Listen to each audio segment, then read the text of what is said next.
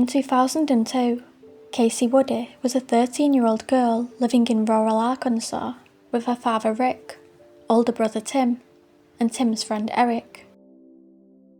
6 years earlier, tragedy had struck Kacie's family when her mother was killed in a car accident on the way home from Tim's baseball game. In the years that followed, Kacie had devoted herself to rebuilding her life. At Greenbrier Middle School, she found comfort in music, becoming a cherished member of the choir and school band, where she played the saxophone. Kacie's family residence was located in a heavily wooded area, which made keeping in touch with her friends difficult. With poor telephone reception, Rick allowed his young daughter to make use of internet chat rooms to speak with her friends. By late 2002, Kacie was an active user of Yahoo Messenger under the username Model Behavior 63. With the internet being a fairly new and exciting concept at the time, Kacie would spend many hours typing away at the computer unmonitored. Before long, her curiosity had grew beyond conversations with familiar classmates, and she began to seek new friendships with other kids her age. Kacie soon befriended another user under the screen name Jazzman DF, who identified himself as Dave. The profile picture that Dave used was an attractive teenager with blonde shaggy hair. On his profile, he claimed to be a surfer who loved the beach. Flattered by the attention, Kacie quickly grew close to this stranger, and before long, the two were messaging constantly throughout every day. Kacie opened up to Dave about her mother's death and the profound impact it had left on her.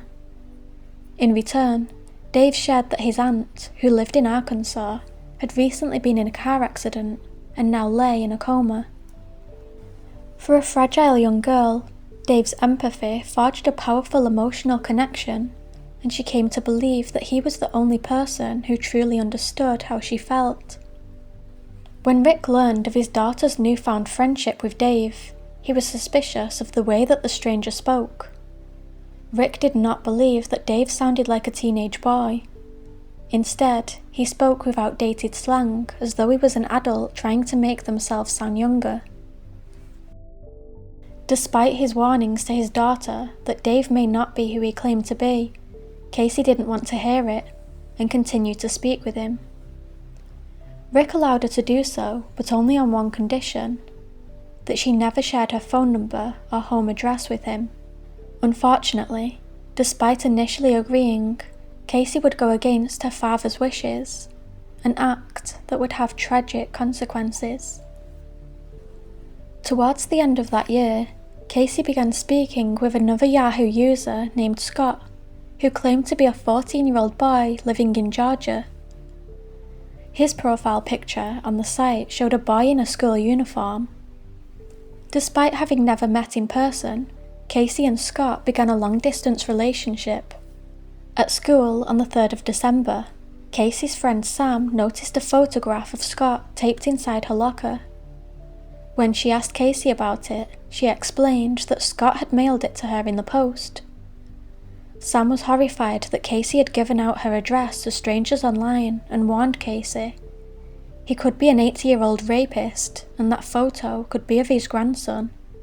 Again, any warnings to Kacie fell on deaf ears, still unsettled by her friend's naivety. Sam reported the incident to the school counsellor, who hauled Kacie into her office to warn her about the dangers of the internet. Later that evening, Rick, who worked as a patrol officer, was on duty.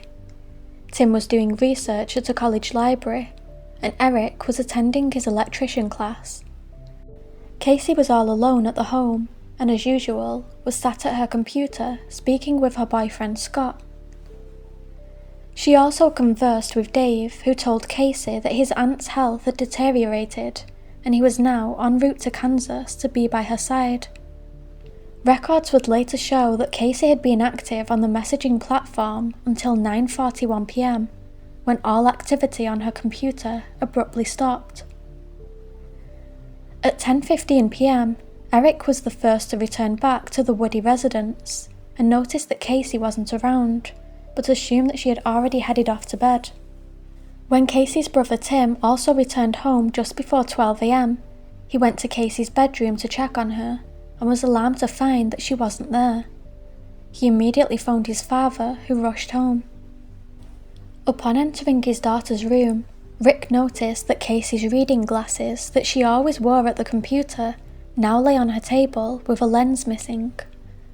Her beloved pet dog, a small Yorkshire Terrier, was limping as though he had sustained an injury, and when Rick phoned around Kacie's friends, none of them knew where she could be. With all signs pointing to foul play, Rick called 911 to report his daughter missing, and by dawn on the 4th of December, a team of FBI investigators had descended on the property, and the investigation began. After trawling through Kacie's chat logs and private messages, police considered the possibility that she had chosen to run away, but Rick strongly dismissed this, stating that his daughter was a happy child, and it was uncharacteristic of her to leave without telling him where she was going.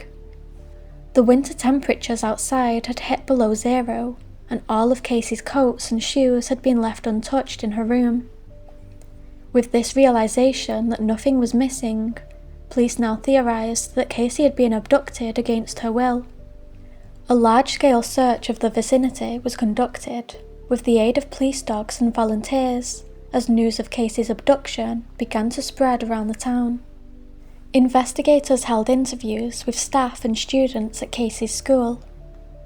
Kacie's friends openly told them about Scott and Dave, whom Kacie obsessively spoke to online. Scott was tracked down, and it would be his mother who opened the door to find police standing there. She was stunned to hear that her son had been speaking to strangers online, and that he had an apparent girlfriend. Investigators determined that Scott was indeed a 14-year-old boy, and that he was at home at the time Kacie vanished. With this, he was ruled out as a suspect. Law enforcement now turned their attention to Dave. Using statements from Kacie's friends, as well as Kacie's chat logs, they were able to determine that Dave had travelled from California to Arkansas around the time of Kacie going missing. They immediately launched a search of motels in the vicinity of Kacie's home, and located a 1993 Buick Regal with California license plates at a motel named Motel 6. Investigators determined that this vehicle was registered to a 47-year-old man named Dave Fuller. He had checked into the motel on the 2nd of December and proved to be a troublesome guest, becoming hostile and making angry complaints about poor internet connectivity in his room. When detectives carried out a search of Dave's motel room, they found his laptop, camouflage clothes, and rubber gloves. His bed remained unslept in, and Dave himself was nowhere to be found. Phone records from the motel room showed that Dave had placed multiple calls to Kacie's home phone shortly before her disappearance. Police were able to track down a rental car company whom Dave had rented a minivan from. The employee who dealt with him recalled that he was a strange and nervous man who repeatedly had to step outside for a cigarette whilst filling out paperwork. Using this paperwork, detectives were able to tap into Dave's credit card information and work out that he had also rented a self-storage unit around 30 miles away in Conway, Arkansas. FBI agents raced to the storage unit, arriving around 6 p.m. to find that the unit in question was unlocked. When they pulled up the shutters, they were met with Dave's rented minivan, which had the engine running. When the agents tried to enter the unit, however, a gunshot rang out. They ran for cover and called backup. It would be another 2.5 hours before a SWAT team finally stormed inside, but it was too late. A disturbing scene lay in front of them. On the ground, Dave Fuller lay dead from a self-inflicted gunshot wound to the head. In the back of the minivan, Kacie's lifeless body was found with her wrists and ankles chained to the interior. Further examination of her body will conclude that she had been viciously sexually assaulted before being shot in the head at close range. Next to her head, there lay a near-empty bottle of chloroform. It was determined that at the time of FBI arriving to the storage unit, Kacie had already been dead for hours. In the aftermath of Kacie's murder, her story became a cautionary tale for young people everywhere. Predators not only hide behind screens, but could inflict real-life terror. Rick would later channel the grief from the loss of his daughter into fierce advocacy, creating the Kacie Woody Foundation, showing how easy it is to use trust as a weapon. In the decades since Kacie was cruelly ripped away, her loved ones continue to remember her, holding yearly memorial services and lighting lanterns in her honour. Kacie now lays buried beside her mother in Crossroads Cemetery, but her legacy will live on forever.